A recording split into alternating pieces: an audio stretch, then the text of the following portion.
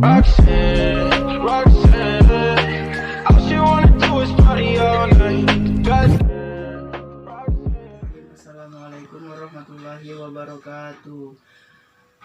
Perkenalkan, saya Muhammad Arizkia Taufik, MPM B1A019307 dari kelas G Fakultas Hukum Universitas Bengkulu.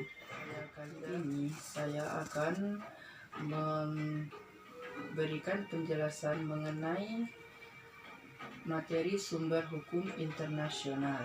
Sumber hukum dapat diartikan sebagai pendekatan sistematis atau konseptual untuk mengkategorisasi asal-usul dari norma hukum.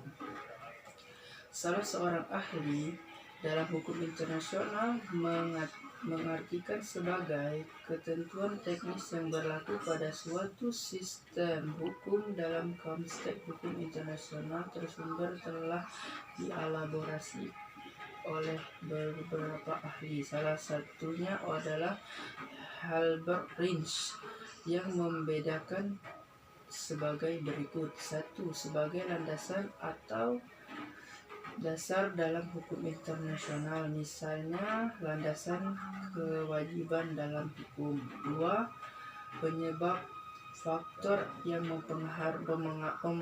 mempengaruhi perkembangannya seringkali dianggap sebagai sumber hukum material dalam hukum internasional.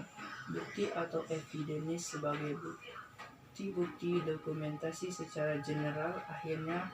Akhirnya Bridge menyimpulkan bahwa sumber hukum itu menggunakan metode atau prosedur untuk membentuk suatu hukum internasional. Sumber hukum dapat dibedakan menjadi sumber hukum material dan formil. Sumber hukum material besar kekuatan mengikat hukum internasional, sedangkan sumber hukum formil ketentuan hukum yang diterapkan sebagai kaidah dalam suatu persoalan yang konkret. Pasal 38 ayat 1 Statuta Mahkamah Internasional dikategorikan menjadi dua bagian suatu sumber hukum primer. 1. Perjanjian internasional. 2. Prinsip hukum umum. 3. Kebebasan internasional. Adalah 1. Keputusan pengadilan dan ajaran sarjana terkemuka. Pada pasal 38 ayat 1 menjelaskan bahwa tidak ada hubungannya dengan hierarkis. Di sini saya akan sebutkan apa itu perjanjian internasional.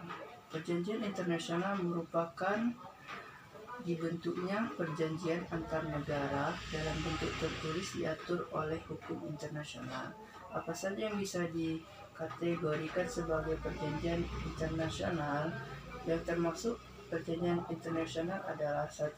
Perjanjian antar negara. 2. Perjanjian antar negara dengan organisasi negara. 3. Perjanjian antar organisasi internasional. 4. Perjanjian antar tahta suci koalisi dengan negara. Tetapi perjanjian tidak termasuk perjanjian internasional adalah perjanjian antar negara dengan individu atau badan hukum. Untuk peristilahnya biasanya disebut dengan treaty, agreement, atau convention. Bagaimana cara untuk pembentukan perjanjian internasional ini?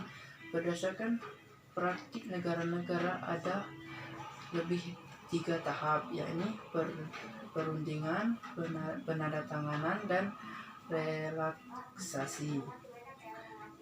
Kalau yang 2 tahap adalah bilateral, contohnya perundingan dan penandatanganan. Perjanjian internasional. Perjanjian bilateral hanya melibatkan 2 negara saja. Perjanjian multilateral melibatkan lebih dari dua negara. Regional hanya untuk ASEAN. Universal berlaku untuk seluruh dunia. Contohnya aja Konvensi Jenewa dan hukum laut. Perjanjian terbatas itu hanya berlaku bagi pihak-pihak yang mengikuti perundingan. Kalau yang terbuka, negara-negara bisa ikut dalam perundingan, dia turut serta dalam perjanjian, bisa ikut gabung dalam perundingan tersebut. Berikut saya berikan contoh perjanjian internasional. Yang pertama, Perjanjian Konvensi Jenewa. dan hukum humaniter internasional. Setelah pembentukan ICRC 1863, pemerintahan Swiss mengadakan konferensi pers diplomatik pada tahun 1864 di Jenewa yang membahas sejumlah ketentuan tentang pemberian pembentukan kepada anggota bersenjata. Membedakan mereka berdasarkan kebangsaan yang selanjutnya disebut Konvensi Jenewa. Terdapat 4 konvensi Jenewa. 1. Tahun 1864, perbaikan keadaan anggota angkatan bersenjata yang terluka dan sakit di medan darat. 2. Konvensi Jenewa yang kedua 1906, perbaikan keadaan anggota angkatan bersenjata yang terluka sakit dan kerap. Tahun 1929, pelakuan terhadap tawanan perang. Dan yang terakhir pada tahun 1949, perundangan orang sipil pada masa perang. 3 protokol tambahan. Yang pertama, protokol pada tahun 1977, perlindungan korban konflik bersenjata internasional. Yang kedua, protokol pada tahun 1977, perlindungan konflik bersenjata non-internasional. Yang ketiga, protokol pada tahun 2005, adopsi lambang pembeda tambahan kristal merah. Instrumen HPI atau HHI lainnya, yang pertama adalah Konvensi Den Haag tahun 1907 yang menjelaskan tentang penggunaan alat dan cara bertempur. Yang kedua, Konvensi Den Haag tahun 1954 tentang perlindungan terhadap benda budaya pada masa sengketa bersenjata. Yang ketiga, Konvensi Senjata Kimia tahun 1993 tentang pelanggaran senjata kimia. Yang keempat, Konvensi Ottawa pada tahun 1997 tentang pelanggaran ranjau darat anti-personil. Yang kelima adalah Stata Roma tahun 1948 tentang pembentukan Mahkamah Pidana Internasional atau bisa disebut International Criminal Court.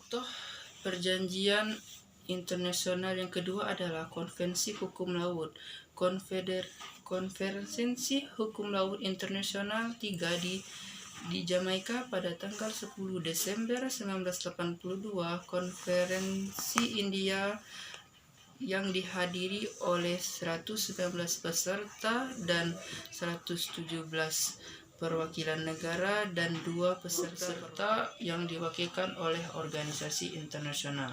Batas wilayah lautnya adalah laut teritorial yang berbatasan dengan 12 mil dari permukaan laut, dan yang kedua zona bersebelahan 24 mil di atas permukaan air laut, dan ketiga ZEE, dan keempat landas kontinen, dan yang kelima landas benua laut. Mungkin demikian dari video saya buat. Mohon maaf kalau ada kesalahan kata atau belum menguasai semua materinya. Lebih dan kurangnya saya mohon maaf. Saya akhiri, wabillahi taufik wal hidayah. Wassalamualaikum warahmatullahi wabarakatuh.